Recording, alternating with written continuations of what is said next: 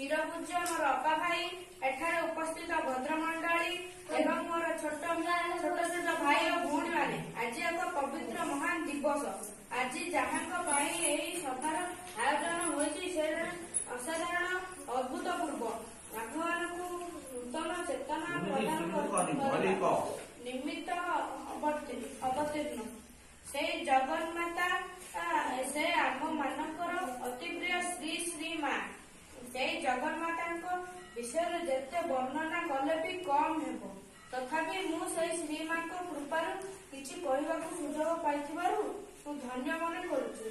तांको आशीर्वादरु तांको विषय सम्यक वाक्य व्यक्त करबाकू मु प्रयास करुछि किंतु आज एही सभा मो पई शेष सभा आसंता वर्ष बोधे एही सभार भाग नेबाकू माँकर अनुमति नथिबो। आसंता वर्ष ठारू मु सीना एही पवित्र सभार भाग नहीं पारिबिनी किंतु माँ आम सहित अछंती आ रहिथिले कारण से निजे कहछंती जे मोर प्रेममय सानिध्य निरंतर तुम संगे रहिछि एहा सर्वदा स्मरण रख ताहेले सबू ठीक हो जिवो। माँकर प्रतिटी शब्द प्रतिटी वाणी अमूल्य रत्न परी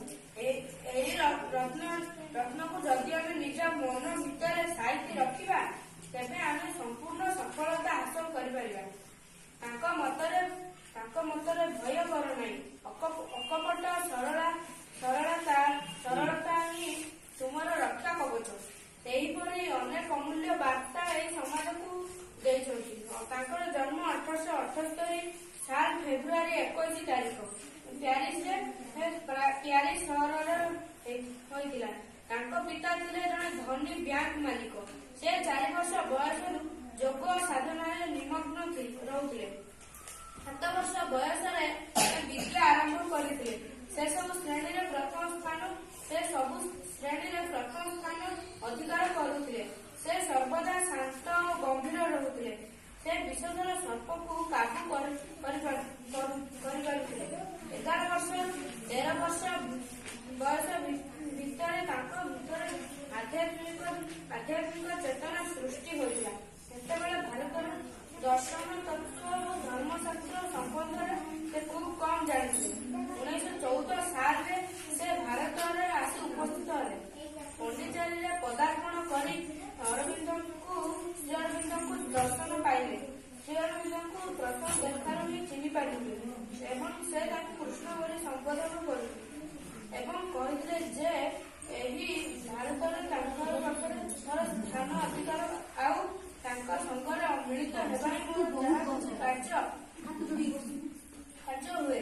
1926 साल नवेम्बर 24 तारिख श्रीमा श्रेणीत सिद्धि लाभ कले। माँ आश्रम श्रीमा निजर प्राण भली यही आश्रमटी को सुप्रतिष्ठित कर तोड़िले। श्री अरविंद देहत्याग पर माँ को बहु असुविधार सम्मुखीन हेले मध्य तांकर कार्य विराट नथिला। आज पर्यंत तांकर माँकर कार्य सही एक भाव चलीछि। माँ कहते जे केवल यूनिवर्सिटी बा शिक्षा यथेष्ट नुहे प्रत्येक को आदर्श शिक्षा देवा उचित। शिक्षा को पूर्णांग करने मनुष्य 5टी दिग प्रति दृष्टि देले आरंभ करवा उचित अर्थात देह मन प्राण अंतरात्मा और आध्यात्मिक दिगरे शिक्षा विषय में अनेक किछि कहछन्ति सबको उपस्थापन करने संभव नुहे। आमे मोर यही वक्तव्य शेष करने पूर्व मु एति कहबाकू चाहूछि जे मोर यही विद्यालय शेष वर्ष मोर एहीपरि महान सभार भाग नेबार सौभाग्य मिलिବ नहीं किंतु जेते दिन पर्यंत निश्वास थिबो सेते दिन पर्यंत एही विद्यालय मोर अपा भाई मानक पूजा करुथिबी। माँ को पाखरे मोर सर्वदा भक्तिपूत प्रणति जणाउथिबी।